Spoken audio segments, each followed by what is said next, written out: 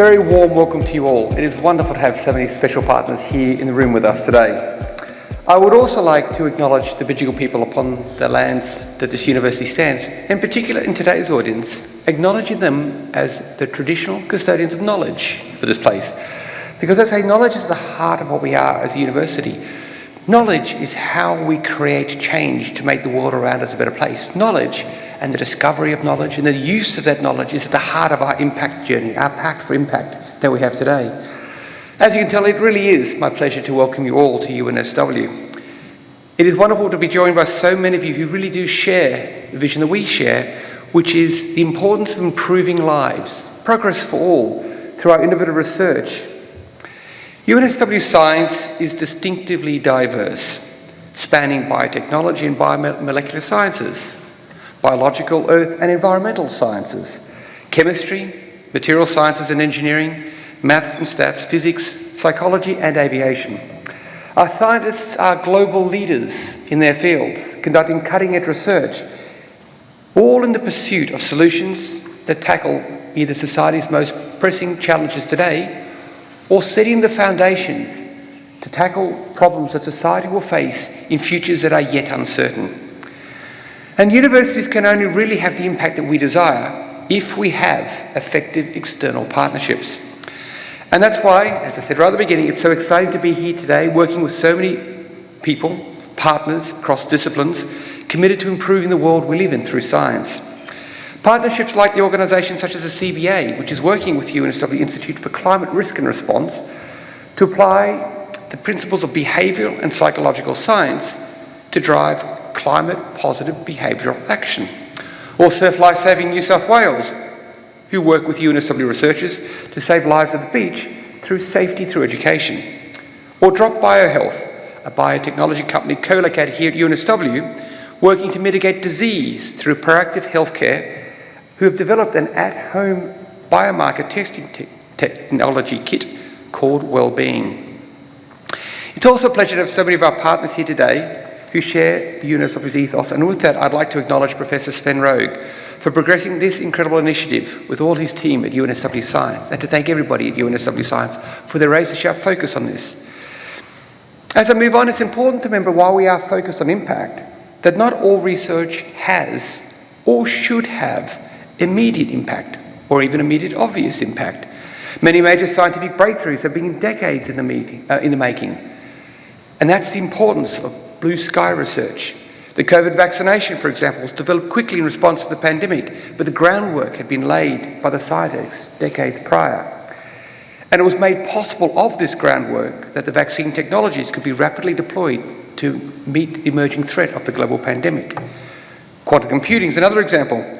Work like scientist Professor Michelle Simmons from the UNSW School of Physics have life-changing and will have life-changing impacts on future generations. Michelle is working on creating the world's first error-corrected quantum computer right here at UNSW. The potential for this impact is immense, but it doesn't happen overnight. And in fact, even where we are today, Michelle often says SQC is the overnight success that's taken her 20 years. So it's important to have industry partners who appreciate that, who support the life cycle of research, from discovery to translation to application and then to commercialisation. And that's the ethos that I think we do share with the partners in this room, and more broadly, a commitment to taking the time it requires, but the razor-sharp focus on addressing society's most challenging problems, both now and also for future generations. We say quite often at UNSW, societal impact is at the heart of everything we do. It's at the heart of our teaching, it's at the heart of our engagement, and most importantly, it's at the heart of our research. It is a distinguishing characteristics of UNSW. And as society grows more complex and dynamic, we need to focus our impact on areas where we can be most effective. The challenge of universities is there's so many opportunities. How do we make sure that we are the most effective we can be?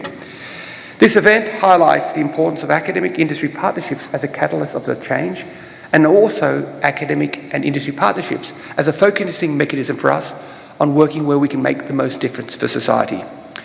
Because we know working together, exchanging knowledge and know-how, is how world-leading expertise and cutting-edge research are actually transformed into viable real-world applications.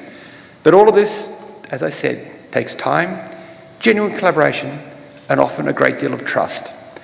Genuine collaboration between universities, industry, government and organisations is crucial. If we are to, as a university's mission is, to have societal impact, if we're really here to affect lasting and real change. So on that note, thank you all for coming. I really appreciate not just your presence here today, but what your presence signifies, a real and deep partnership with the university to make sure that we do leave the world around us a better place than we find it today. Thank you very much all. Good afternoon. I'm Sven Orge. I'm the Dean of Science at UNSW here. I welcome you all very much to this launch for the Pact for Impact. And I also would like to acknowledge at this point all the partnerships that created the impact that we have achieved so far. Before I introduce the faculty, I want to ask a rhetorical question. What's the link between quantum technologies and putting the platypus back into the Royal National Park? So the one is something I'm involved myself. We work in clean rooms and measure our devices in extremely controlled environments. We're getting the platypus back into the Royal National Park. I was a guest when that happened last year. It was a very muddy affair, and it's very exciting that a good week ago, the team found out that they're breeding out there. They're back for good, so that's amazing. It's not the passion with these projects are pursued at UNSW. It's the partnerships.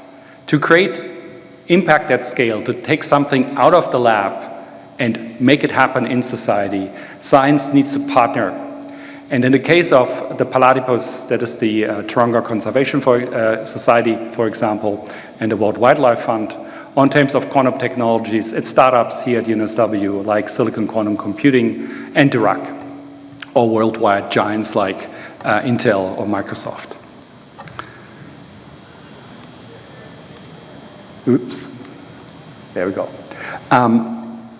So Attila mentioned all the different schools we have here. Let me actually say that UNSW is an amazing university. We're ranked very high internationally. I'm proud of that. But actually, I'm much more proud of the fact that our students, which are also our partners, go out in the world and change it for better. And they're vastly appreciated by their employers, as indicated by the Australian Financial Review's award, most employable university for 5 years in a row. So that's an amazing outcome. The fact that we have all the different disciplines, from the more traditional ones like math, physics, chemistry, to the more unusual ones in the Faculty of Science, Psychology, Aviation, that allows us to actually create that diverse impact and solve very complex problems if we work together and also work beyond the faculty with other faculties. Our partners are even more diverse. We partner with government, with not-for-profits and startups, as I mentioned before, but we also partner with high-tech companies such as Cochlear, who is in the audience here today, or multinationals like Arcoa, like an international miner. And all these partnerships are equally important to create the impact of science. It's also very important to us that that impact is visible.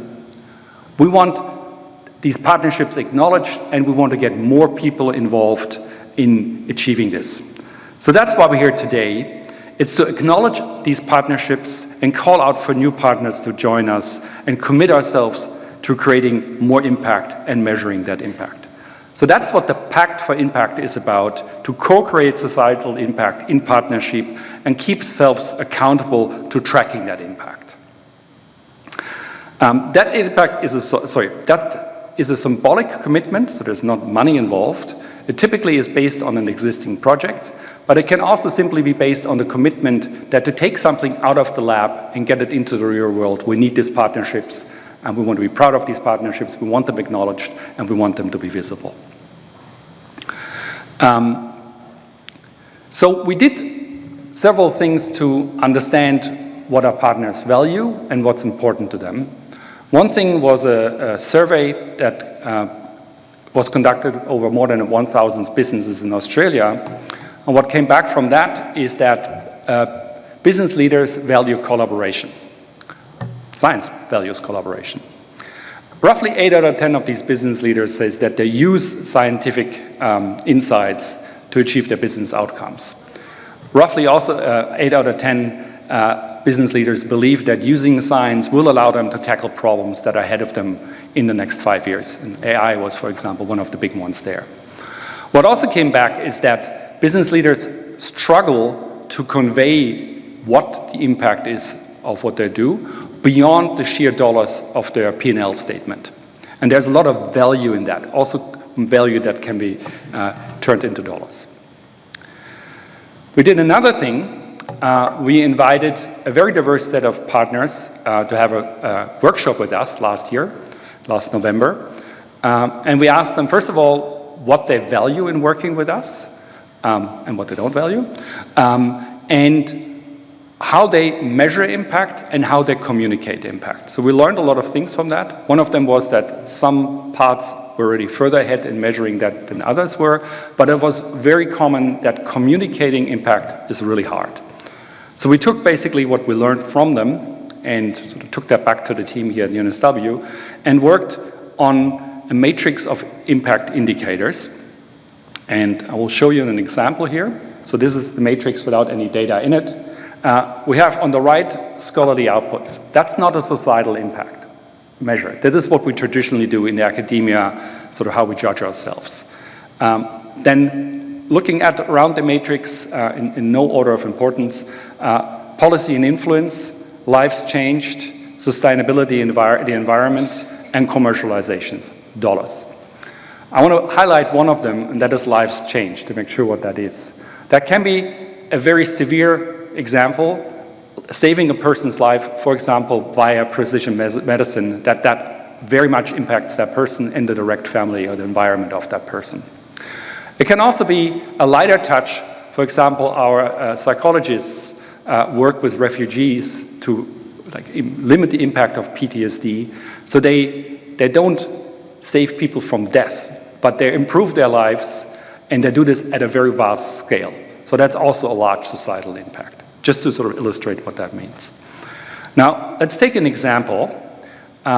This is a recycling project around green ceramics, and we'll have a story later to give you a bit more insight. So I will not dwell too much exactly what that project does, because you will see that in the story. It started with a strong scholarly output, so very traditional academic start. It then moved into commercialization, protecting IP, being able to license. Andrew from Can Do is here today, will explain you later on the panel and also in the story that we will show how that knowledge was taken and put into place into society with recycling. That recycling leads to a positive impact on the environment, and also is impacting policy now.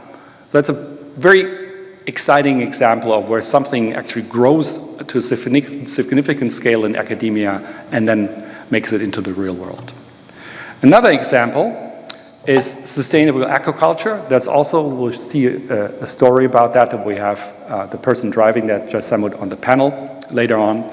That's something that, of course, also started in academia, started with publications and grants, but not to the enormous scale of the example before, but then very quickly spilled out into the real world where lives change, sustainability, and the policy impact. Because what Jess does, and you will see that in the story, is he basically puts protein by fish farming in a much more efficient way into the diet of people and allows them to farm and basically get jobs and change the world. That's happening all around developing countries, around like the Asia Pacific, and there's also a link to the fish markets here in Australia. Ask him. Not the one you would think. This is an overview of different indicators, and I just want to highlight two things. First of all, they look very diverse, which is very good, which means we look at a way how a project can impact society, not via the one that next to the publications was very common in the past. So this is the one, commercializations. We're very proud of that, but we're even more proud that we can do more than this. And I want to highlight again that the example that Attila made earlier, fundamental blue sky research is absolutely equally important than research that starts to try to immediately fix a societal problem. Because if we wouldn't have the fundamental work, we would not have to feed into the pipeline into solving problems, and we would not have the massive changes say like the mRNA vaccines or GPS, that really changed our society in a way we didn't expect. Like your phone that got you here today in the right spot, actually that technology was developed for having super accurate clocks. No one thought about you put it on a satellite and then it talks to your phone eventually. And just one slide finally on those impact indicators. If you now sort of superimpose them all on top of each other, you see there are very many different ways to create that impact, and that will allow us to assess in the future how projects make an impact and how possibly they can do better to shift, for example, impact in another area. A very important thing is that while these indicators themselves, by them, like each single one, are nothing new, the way we put them together and force ourselves to not pick and choose every time different indicators, we stick to those, and also assess the impact of a project at that particular moment, not the potential, to just look at what the impact is.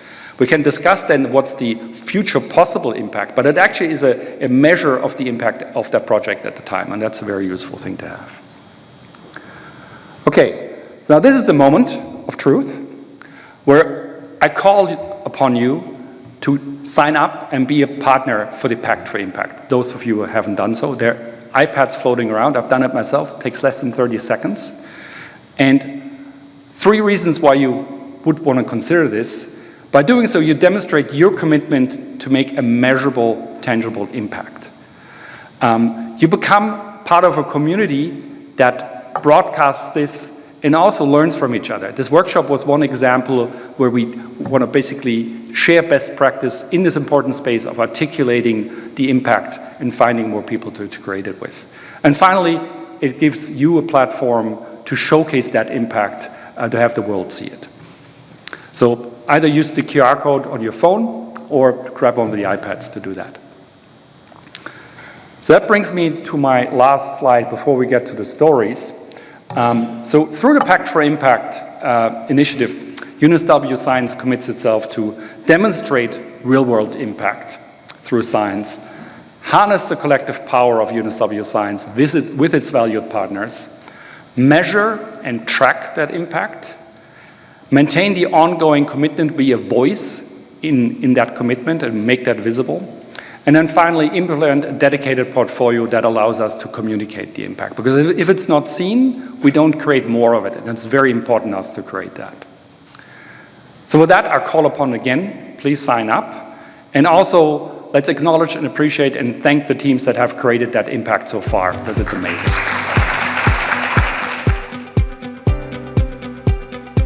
Let me call some panelists up here. First of all, Associate Professor Callie Comens, Associate Dean of Impact Partnerships at UNSW Science. Now, Callie is a neuroscientist, I believe. Someone come up and take a seat. Who specialises in the area of drug addiction, right? But the reason why she's up here today isn't necessarily for that. It's because she was part of the group that has created the axis for the Pact for Impact. Colin Malloy is with us today, the global leader of Oricon's natural asset team. Oricon is a sort of company that gives everyone advice as far as I can tell, and Colin's got a lot of advice to give. He's had 30 years experience as a natural scientist and a chartered engineer. He's a non-executive director, a graduate of the Australian Institute of Company Directors. Colin, come up to the stage. We've got Andrew Douglas, the founder and managing director of Kandui Technologies, who you just saw in the video. Wait, where has he gone? Oh, there he is.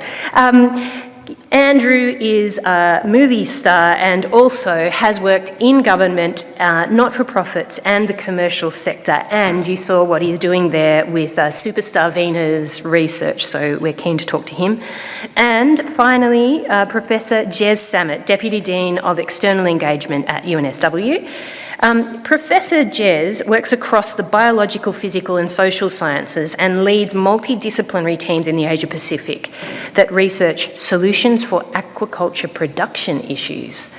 And that's what we just saw in the video, and I'm keen to talk to him more about it. So, Jez, I reckon that we'll start with you. And actually, I mean, we've got lots of questions for you after we've seen the video as well.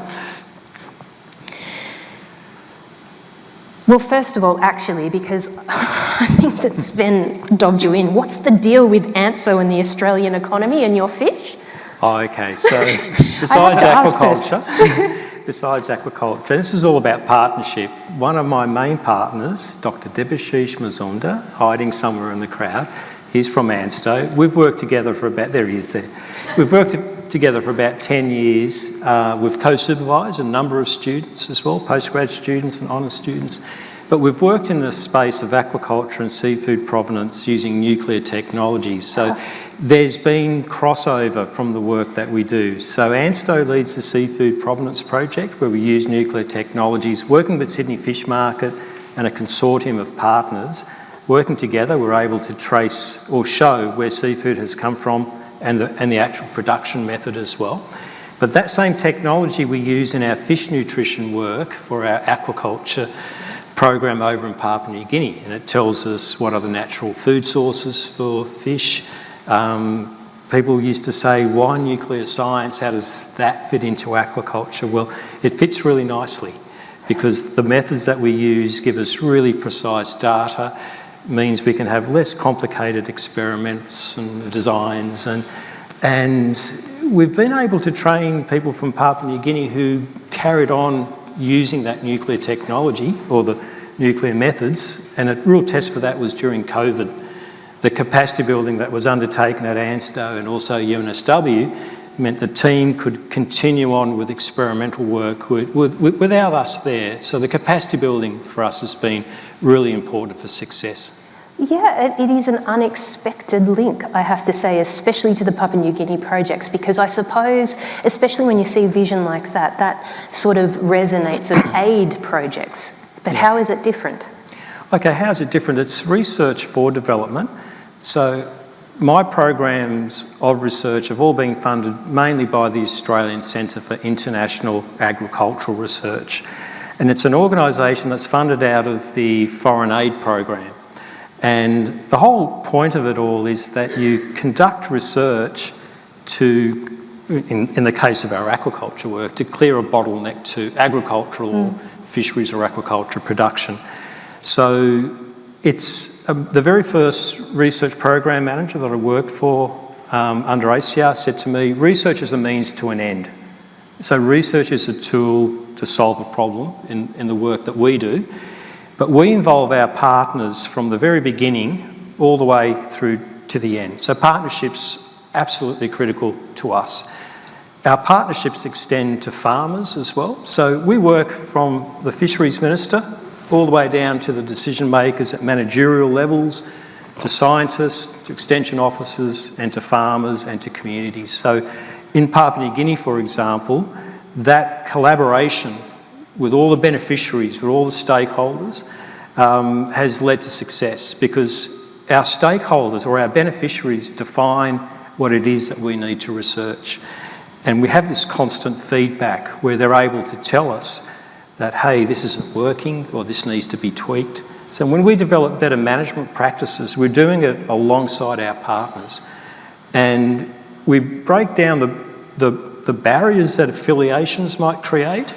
So we've got team members who are official, they're the people that go into your grant application, but we've also got unofficial team members. They're the farmers, the communities, the farmer association, Sydney Fish Market, and so on.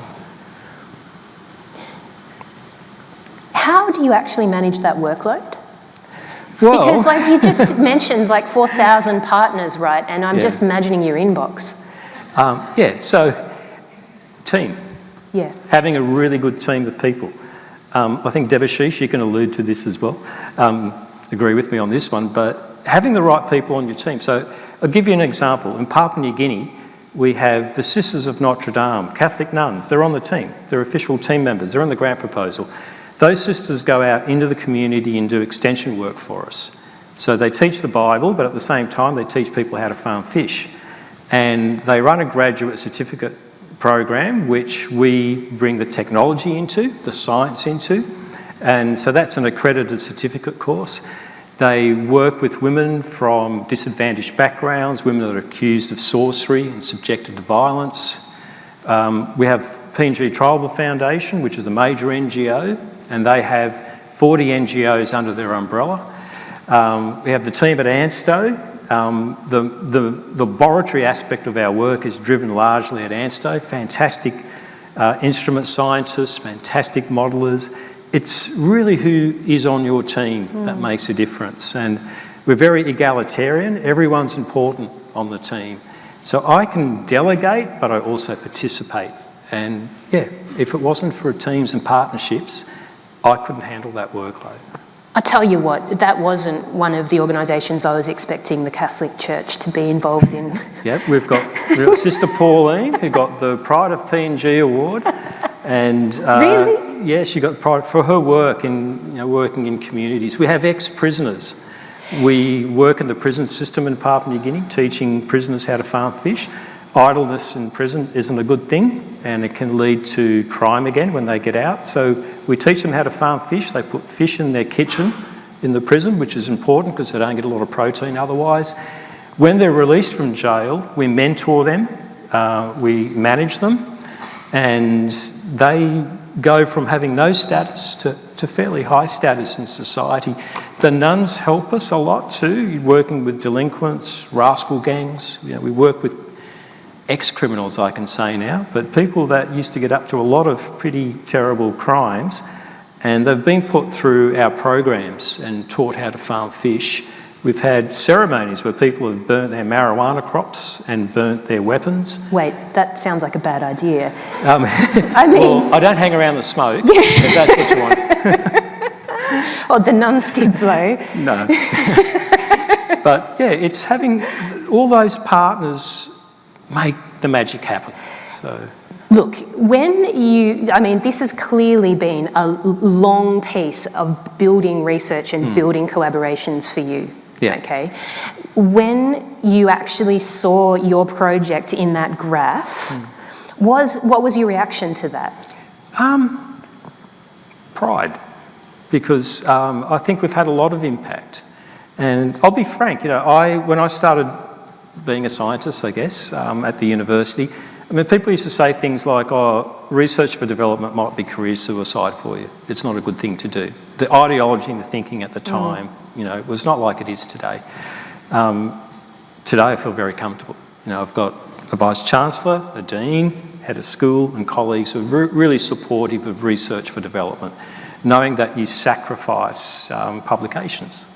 But the way we measure our impact in Papua New Guinea is seeing people, stopping stunting in children, seeing people have better lives, seeing people get an income, and building the capacity of farmers, building the capacity of researchers, building the capacity of decision makers, and seeing that difference and the impact that you can create through science is really rewarding. But does it create a whole other batch of science for you, right? Because actually collecting that data is like a whole other project in itself. It is. Yeah. But we endeavoured to do that. So what we did on our past project, we surveyed 750 farmers across 8 provinces, ran focus groups, and on the current project, the one that we've just started, we're looking at going deeper into capturing the stories. So storytelling in Papua New Guinea is really important. We're using a thing called photo voice. Wayne O'Connor in the audience would know all about photo voice. He gave it the thumbs up. We're handing out cameras or getting farmers to use their phones to take a photo of their daily activities and write a comment. And it could be a big batch of fish, and they say, these are the fish that helped me buy a mattress. Well, these are the fish that paid for the school fees this term. So we're looking at better ways of capturing that, because we've got amazing stories in Papua New Guinea. And as I said, storytelling for us, it's a qualitative approach, but it does capture the heart of the impact. It shows the real human side of the impact. There's some absolute corkers of questions coming in, so please add to the list, and I'm going to talk with Callie now for a little bit. I imagine, Callie, I'm not alone in the room at looking at these things and going, yeah, that's really, really cool, but how do what we might term pure disciplines or topics fit into this framework? What's your perspective on how this might play out? So I think the important thing to recognise is that we're at the beginning of this journey, and I think what Jez was explaining just then is completely the reason why we need to figure out a way of representing impact beyond the standard way of doing things. Our publications, our H-index, our citations, it's the way we used to do things, but I don't think it's the way we should do things in the future. So the sort of impact that Jez has had is profound. We need to be able to capture that so we can leverage it to draw attention and gain that visibility that Jez's project deserves. In order to do that, we need to be able to quantify it. And for us in science, that's what we do, right? We're all about data. Data is our thing. We have the School of Mathematics in our faculty who are fantastic at understanding how to represent data in a far more complex way than what we did in that simple graphic today. And that will be the bedrock that allows us to then pull out those metrics to show graphs in the way we did today. So we're going to be working within the faculty to build up these metrics in a really robust and quantitative way that enables Jez to get the credit and the visibility that he deserves. Can you elaborate on that? And this is from me and a question from the audience. Elaborate on how those metrics are actually going to be quantified objectively? Yeah, so that's the challenge, right? Like, throw down the gauntlet to us as scientists to figure that out. We have a bunch of ideas around how we're going to do it. Some of those are still in development. The scholarly output's easy. We can get that information readily online. But as Jez was indicating, getting the people that he works with to start to quantify that for themselves, to start going, this is what the impact looks like for us, these are our stories. The challenge for us is then to transform that into something that is quantitative, that can evolve over time. So as Sven said, that this is where we're at with our impact now, and this is where it is for the future, or this is where we're at with our impact now, and we need to move into this area more. We need to start thinking about lives touched. It needs to evolve over time. So I think that where we are now is the beginning of that journey, and I honestly think that in the Faculty of Science we're ideally placed to figure that out. We do have ideas, we do have a framework that we're working towards, and that's going to be what comes out across the following months and the rest of this year. So there'll sort of be more work to be done in terms of, that's the story I'm getting, in terms of actually narrowing down exactly how the 1 to 10 scale is going to work? Yeah, absolutely. And it's complex, right? Like, it's a super complex challenge.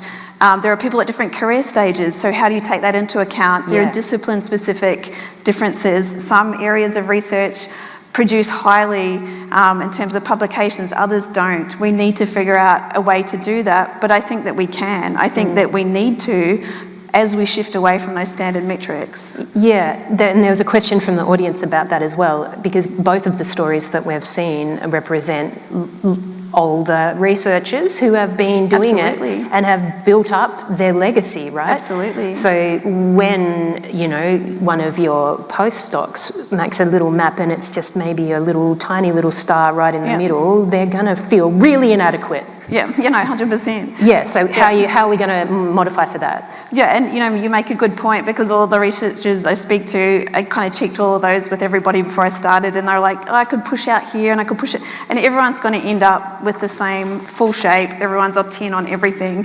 if we go with the researchers.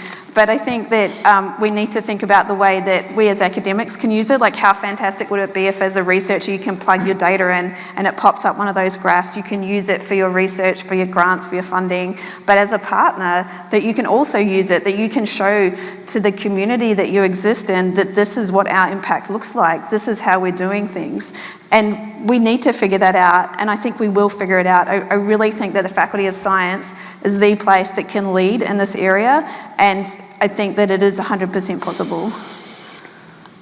There was a question here. It says, 4 out of the 12 spider graphs, someone is looking at the data very closely, were high on scholarly output. UNSW is ranking focused. How will we manage the tension between scholarly and other impact dimensions? And it sort of speaks to the fact that what you're advocating for here is a little bit of a culture change almost. Yeah, I think it's changing the narrative, right? I mean, like, I don't want to speak, I mean, obviously Attila was talking about that as well, and, you know, what we're doing here in the Faculty of Science sits under the umbrella of what UNSW is trying to achieve for societal impact. It is a culture shift. I think that we're recognising that the standard metrics aren't capturing what they need to.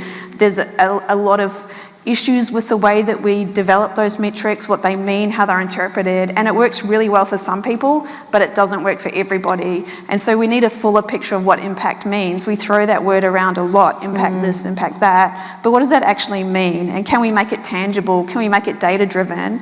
And can we make it something that we can then use to then further accentuate that impact? Yeah.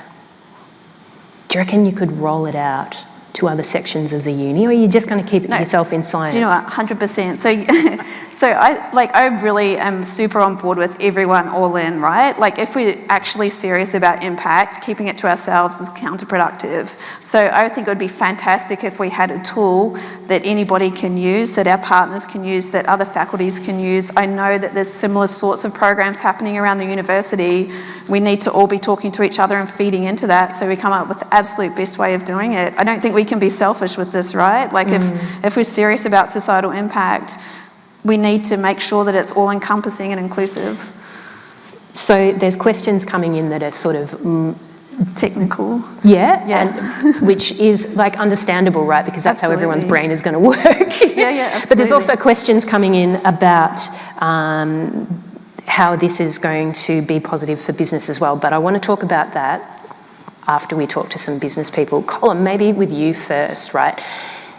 When you've seen this, what's your initial reaction to these graphs and this idea of measuring the collaborations and impacts that business and academia have? Yeah, look, I'm so enthused to see this kind of technique out there, and this kind of thinking, and putting together a pact to bring together this kind of collaboration. I've been a consultant for 30 years in both consulting and in industry, and I think there's been such a transition, particularly this last 5-10 years, from looking at a very narrow suite of outcomes, a very narrow suite of outputs, and I think transition to a situation where all of our clients and all of our industry partners right now have taken on, in some way, shape or form, a measure of a more holistic assessment of how they're actually behaving. I see it in the AICD around how company directors are being required to look a little more deeply than individual projects, and to think of their organizations as stewards of the future. And so what I'm saying is I see that this is actually reflected, and this kind of thinking is reflected in how corporations are beginning to act and see themselves a little more than their normal business as usual. So to me, this is a great opportunity. It's pretty good. Like, it's what I'm hearing from you is that you're starting to speak a similar language of the moment, of not just thinking about economic impacts, but widening it out, right? But could you tell me an example of something that you've worked on, right, where there's been a scientific collaboration that has had a good outcome? Yep, 100%. So this is a longish story, but for maybe 7 or 8 years now, we've been collaborating with many of our water utilities, SEC Water, SA Water, Sydney Water, Hunter Water, Defence, a lot of utility organisations. I wanted to tell a story about the Western Sydney Aerotropolis and the growth of what I think is one of Sydney's, maybe Australia's great stories, and will come out over time. The decision to place 1 million extra people in Western Sydney is no small feat.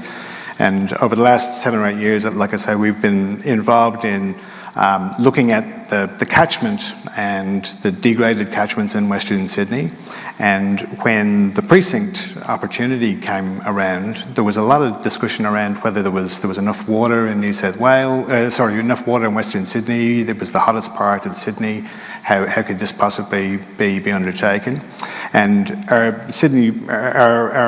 natural assets team have been working with Sydney Water to look at the value of those stormwater assets, the land that actually hits the ground, and have been able to, I guess, take Sydney Water and the New South Wales DPE, the regulators, and academia, and a whole range of stakeholders together on a journey to actually see this as a suite of investable assets. So natural assets like the water that lands in Western Sydney is not a liability issue, it's not a compliance issue, it's actually the core suite of natural assets that have been now exercised in the development of the master planning to create a much vibrant and green, blue-green city for Western Sydney.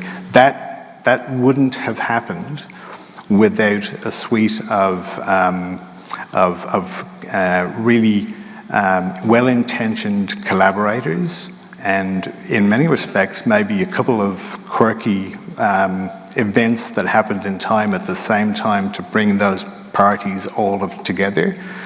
But to me, that is one of the great examples of how purposely bringing groups together like that can create enormous outcomes. And if we can begin to replicate at scale and in different places the opportunity to see blue-green infrastructure and nature-based solutions and a whole range of different science solutions, if they can get brought in an investable way forward, then I think we can see Western Sydney Aerotropolis as kind of a really kind of a great case study, and there's no example why it couldn't be done, replicated internationally.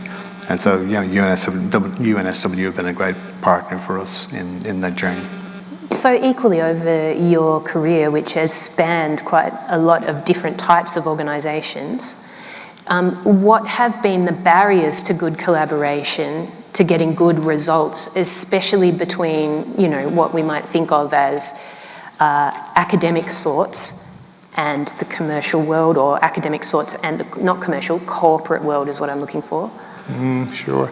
Like one maybe surprising element that I'll start off with is that there has been over the course of my career a bit of a journey away from what is investable and who decides what is investable. And I think that you know, we're now in an age when, in my personal view, and I am a scientist myself, that scientists have a right and a need and an opportunity to sit at the decision-making table and not to undertake and not to be the kind of the backroom group who support investable projects. You know, the next decade that's ahead of us in terms of decarbonisation and planetary boundaries and AI, and these issues are absolutely critically centred around science. And so to me, what I've seen in the last 5 years and what I can see amplify year by year by year right now is the importance of actually bringing a really, really good science to the table around decision making, and to actually put better options on the table than the ones that we have been maybe had to deal with over the last couple of years.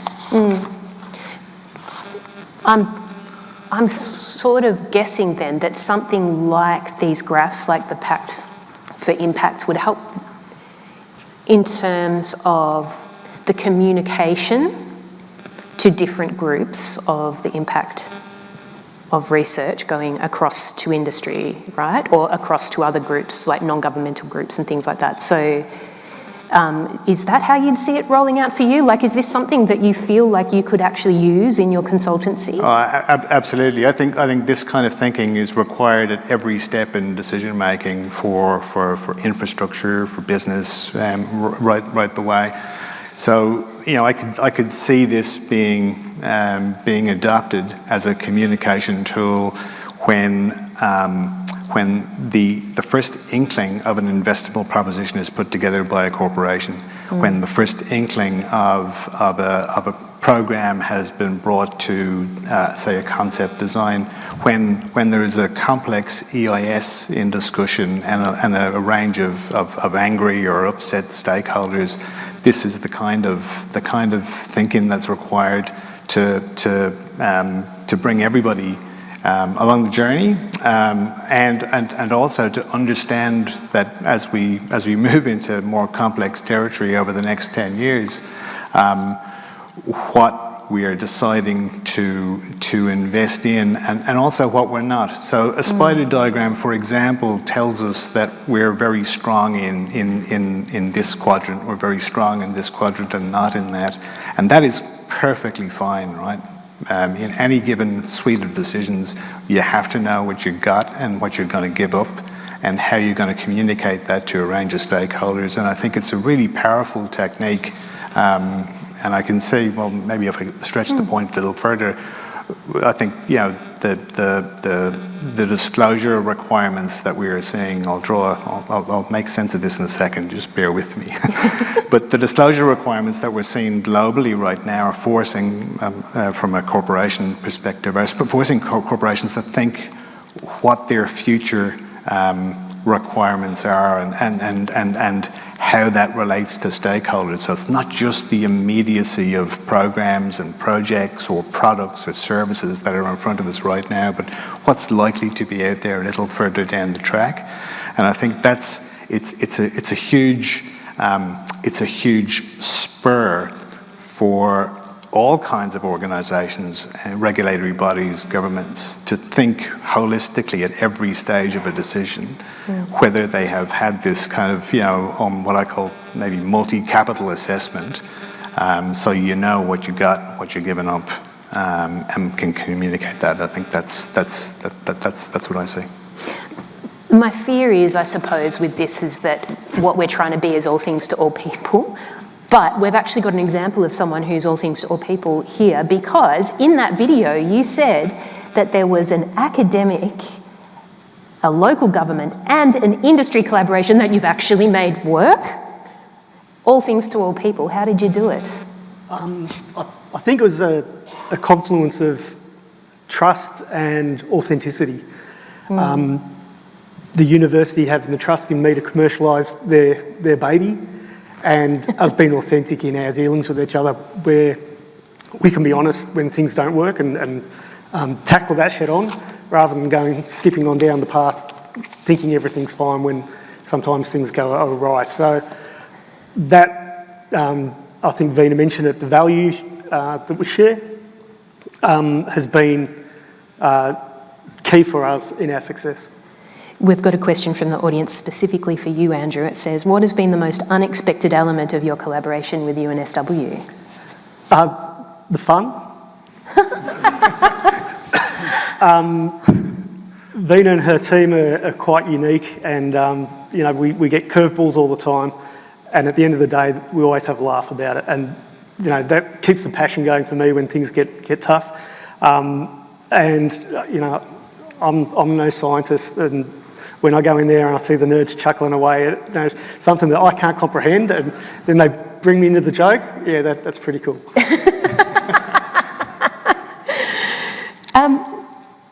What is it like to actually work with the university? And tell the truth, just ignore the hierarchy. I don't know, Attila's been down to my site, so he's got the dirt on me. Look, it's amazing. We're really good at selling things and making things, but the science involved in making a product out of waste, it's mind-bending. So for me to be involved in that is really rewarding, and my team love coming up to the university and getting down in the labs and, what are we doing today? What's the new product on the horizon? Oh, we're not using marble and granite anymore, we're going to make that ourselves out of waste. That's amazing, and to be involved in that it's revolutionary, I think. How Was it that you came to settle to make a business out of this in particular? Because it strikes me that a bloke such as yourself, you could have chosen any idea to run with. It sold itself. My background was in recycling mattresses, dirty, gross, old mattresses. And I was at a sustainability conference many years ago with Vina. And she said, well, what are you doing with the textile waste? And I said, oh, we're hiding it in punching bags and selling it across the country. There's not enough punching bags. There's not enough angry people. She said, well, we're doing a research project. Would you like to be involved? And I said, okay, what do you need? And she said, just a bag of your mattress. So put all the fluff in there and took it up to the university. And when they said, come up, we've got something to show you, and they brought this tile out, and it was beautiful. And it's like, that was the mattress? Yeah, we've transformed that into, out of waste. That's the science. Oh, sold. That's amazing. So it's that aha moment where we've taken low-value product that's good for nothing apart from thrown in a landfill, and suddenly it's worth exponential value. It's flipped it on its head. So that value proposition has totally changed, and that was easy for me to tick off and go, we're going to make a deal with this. It strikes me as well, though, that it was partially about Vina's communication of her research to you, right?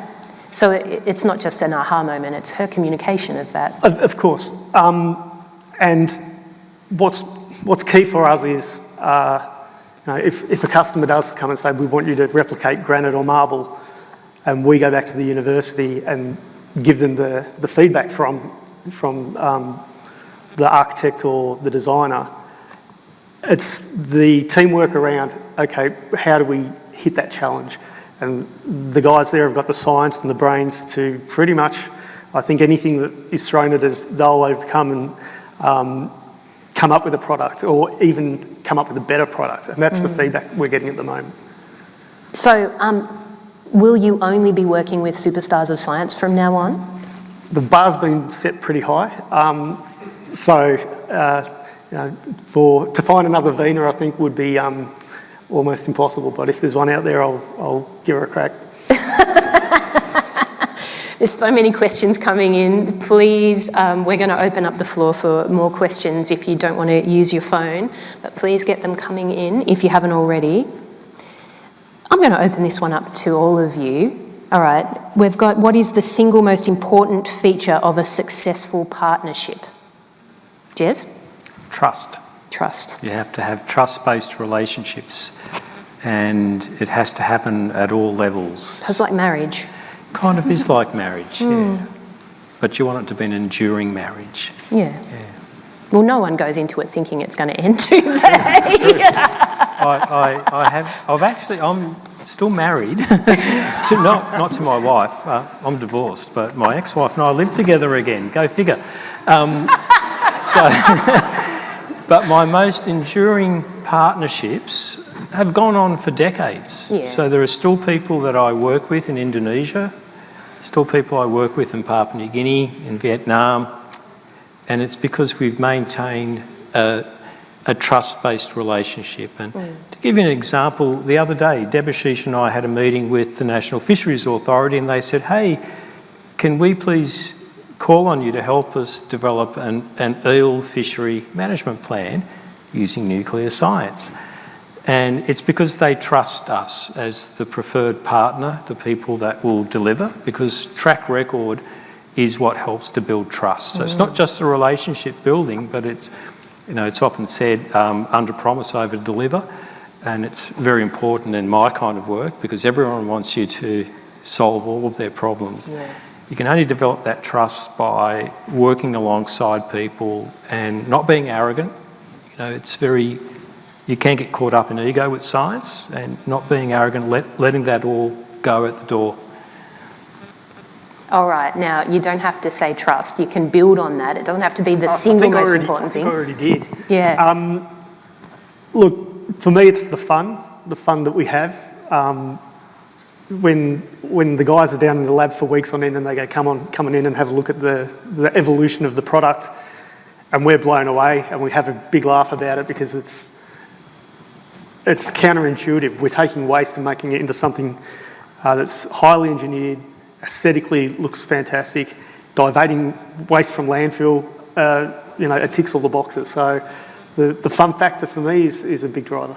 Right, so actually we might have to revise that graph because I'm pretty sure that your graph for the impact on people was like quite towards the centre compared to our... Yeah, it's funny that because I'm a postgraduate in social impact from this very university. So for that to be our least score, we'll have to do something about that. All right, look, that was just a draft. Colin, what's your perspective on what's those key factors that really make a collaboration work? Yeah, for me, well, it's like a game show, right? So the best dancer is already gone. Sorry. Trust, 100%. But, for me, I think a shared vision and to actually get a group together and sit down and work out what the shared vision is, a theory of change. What's the end outcome if we put ourselves 10 or 15 years hence? What's that look like? And then work your way back from that. So to do that, we've got to do this. To do that, we've got to do this. And to work that together. It all sounds really easy. We get a bunch of people really, really bright. You put them in a room and you say, yeah, we're all going to do great, cool stuff. Well, that's great. But it's that shared vision and working that through is where the complexity lies. And, certainly from some of the planning partnership arrangements we've been in, I think the early ones we did, we didn't spend enough time on soft skills and bringing a group together and generating that trust, right? If you've worked with someone for a long time, it's there, right? And that's a hell of a benchmark or a great shoulder to sort of jump off. But to generate that from afresh, I think that's a great exercise. Yeah, I'm scribbling down things because you're making me think of questions and there's heaps coming in from the audience. But just one final perspective, what do you think is important in a collaboration? I think it's like the shared energy and passion to solve a problem. You both are all in, or all three of you are all in because you want to make a difference and you bring that energy to the table. So it's midnight and you're still emailing back and forth like, yeah, let's do this, let's do that, and everyone's all in at all times. So I think if you have that energy and that shared passion to solve that problem, whatever it is, it generates this momentum in a project that doesn't die out. Yeah. You can feed off other people's passions as well, can't you? Because it brings like a new life to perhaps your pursuits. Absolutely, yeah. There's plenty of questions coming in. Will the Pact for Impact actually help facilitate the start of relationships between UNSW researchers and the individuals, companies, groups that sign up? So, I'll go with that one. So I think that it's going to create a vehicle through which that can happen. So by raising the possibility, or the kind of like the visibility about what we want to do, it's going to bring people with those shared interests together. I think one common thread from what all of our panellists have been saying is that it's a personal relationship. It's the having fun together and that shared excitement, and it might take 5 years or 10 years before that actually comes together as a project, but it will eventually. And I think that the Pact for Impact is kind of going, this is what Faculty of Science is about, this is what we want to encourage, let us help you do that in whatever way we can, so that it will draw in people that share that same sentiment, that they want to be doing this for the impact that it can create.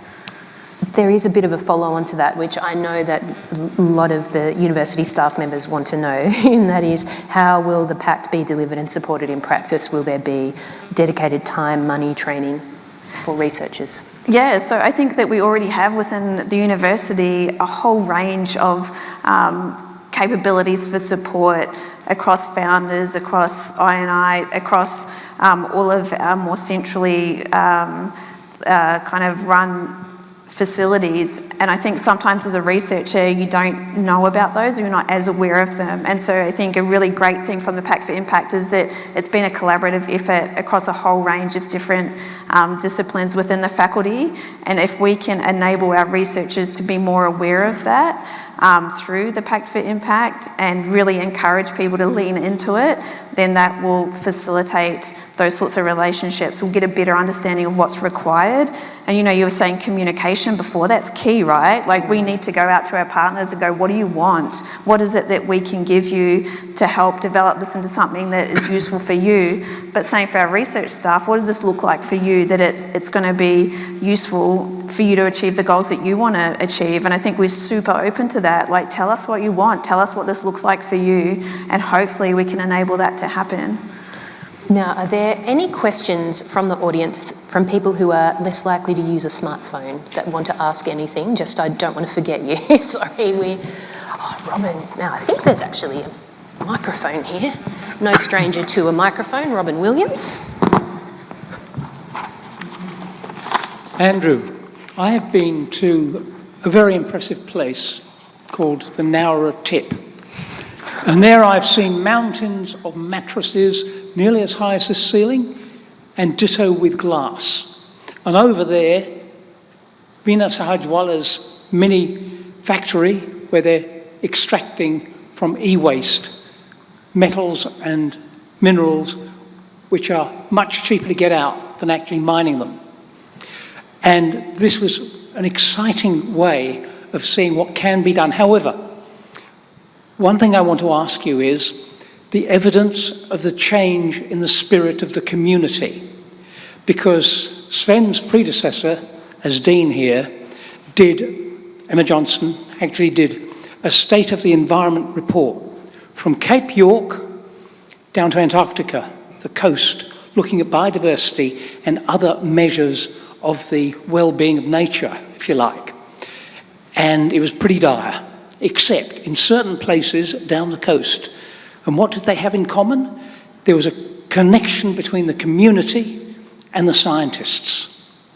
And what I found when I've been to some of these places is that, and this is my question, there was also a change in the spirit of the folk there, living there, especially of the kids. Now, have you found that that spirit, through what you're doing, is lifted as well? Short answer, yes. Nowra's got its challenges as a community down on the south coast there. But for us to bring new staff on board, we advertise on the job board and it's a forklift job.